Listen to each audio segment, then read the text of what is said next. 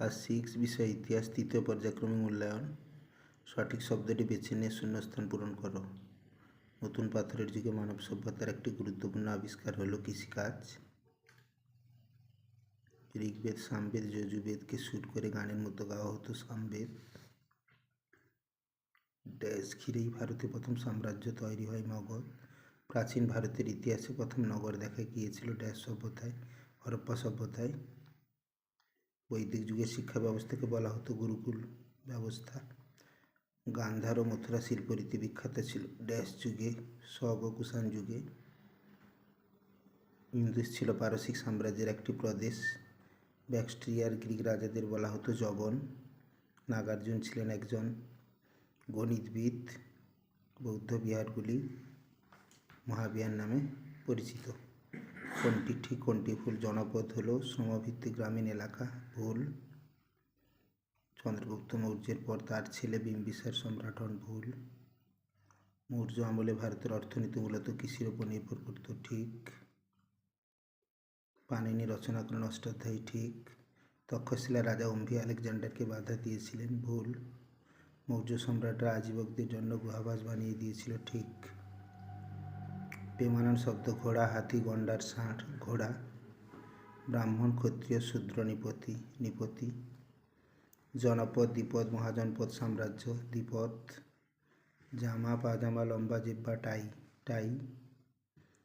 কল্যাণ, তাম্রলিপ্ত, ভৃগুকচ্ছ, সোপারা। সোপারা আলাদা। বিবৃতি, বৈদিক যুগে মৌখিকভাবে শিক্ষার চর্চা হতো। ব্যাখ্যা 3, গুরু ছাত্রদের থাকা খাওয়ার দায়িত্ব পালন করত। অশোক তার রাজ্যে পশু হত্যা বন্ধ করেছিলেন। ব্যাখ্যা 2, ধর্মের অনুসরণ করবার জন্য। গুপ্ত সম্রাটরা বড় বড় উপাধি নিতেন। ব্যাখ্যা 3, সম্রাটরা এর মাধ্যমে নিজেদের বিরাট ক্ষমতাকে তুলে ধরতেন।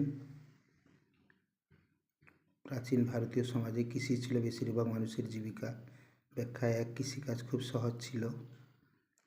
উপমহাদেশে নাটকের চর্চার উপরে গ্রিক প্রভাব পড়েছিল। গ্রিকরা পর্দা ফেলার প্রথা চালু করেছিলেন।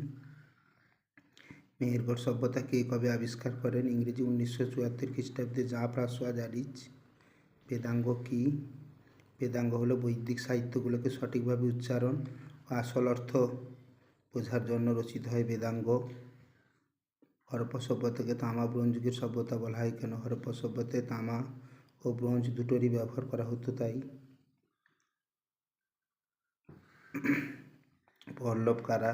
পার্থীয়রা উপমহাদেশে পল্লব নামে পরিচিত। সাতবাহন শাসন কোথায় প্রতিষ্ঠিত হয়েছিল? এর প্রতিষ্ঠাতা কে? দাক্ষিণাত্যে সাতবাহন শাসন প্রতিষ্ঠিত হয়েছিল। এর প্রতিষ্ঠাতা হলেন সিমুক।